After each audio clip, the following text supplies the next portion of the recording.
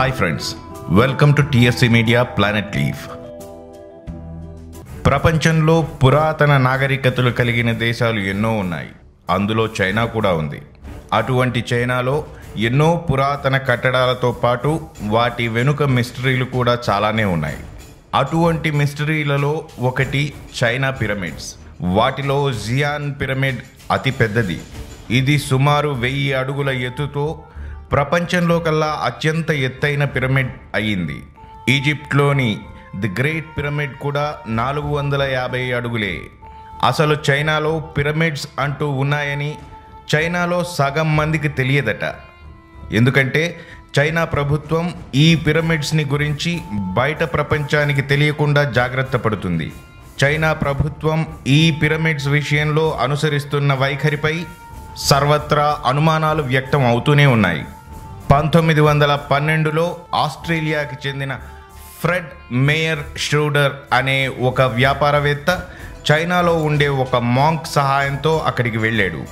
ష్రూడర్ చెప్పిన దాని ప్రకారం ఈ కట్టడానికి ఈస్ట్ వైపు గ్రే, వెస్ట్ వైపు వైట్, నార్త్ వైపు బ్లాక్ మరియు సౌత్లో రెడ్ కలర్స్తో ఉందట.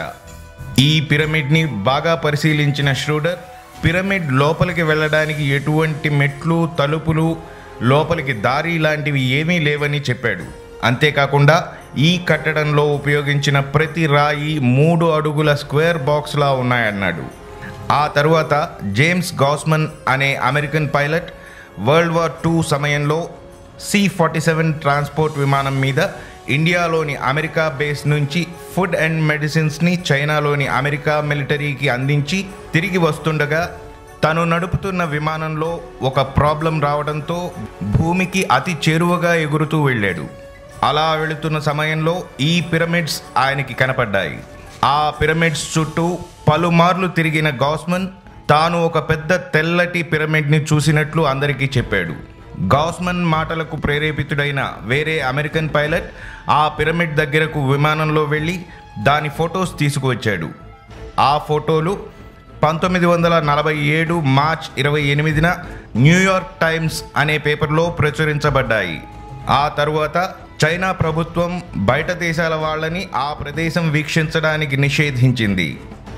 ఈ కట్టడాన్ని అంతరిక్షంలోంచి చూసినా ఎవరికీ కనపడకుండా ఉండడానికి దానిపైన ఫాస్ట్గా ఎదిగే మొక్కలను పాతిందట. ఈ విషయాన్ని స్వయంగా చైనాకి చెందిన ఆర్కియాలజిస్ట్ డాక్టర్ వాంగ్ చెప్పాడు. ఈ పెద్ద పిరమిడ్ చుట్టూ చిన్న చిన్న పిరమిడ్స్ మరో 11 ఉన్నాయట. డాక్టర్ వాంగ్ లెక్క ప్రకారం ఈ కట్టడం సుమారు 4500 సంవత్సరాల పూర్వం కట్టినట్లు చెబుతున్నాడు.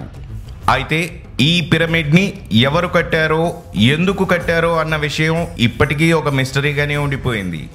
మరిన్ని ఇంట్రెస్టింగ్ అండ్ అన్నోన్ మిస్టరీస్తో మళ్ళీ మీ ముందుకు వస్తాను. మరి ఆ మిస్టరీస్ మిస్ కాకుండా ఉండాలి అంటే మా ఛానల్ని సబ్స్క్రైబ్ చేసుకోవడం మాత్రం మర్చిపోకండి.